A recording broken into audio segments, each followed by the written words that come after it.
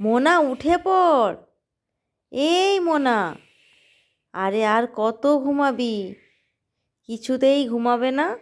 বকা বকি অনেক বলার পর কি বলবো আর, বিকেল 4টেই ঘুমিয়েছে বাচ্চাটা, এখনও ওঠেনি।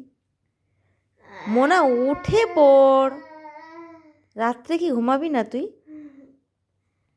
আচ্ছা মা, কি হয়েছে? এখন কটা বাজে? 5টা বেজে গেছে।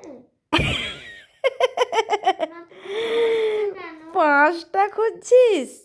মাত্র কটা বেজেছে জানিস? মাত্র মাত্র 8টা বেজেছে, সবে মাত্র 8টা।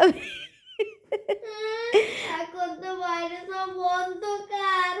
তুই খেলতে যাবি বলে বাইরে সব অন্ধকার, ঠিকই বলেছিস। চলে যা, অন্ধকারে খেলতে চলে যা।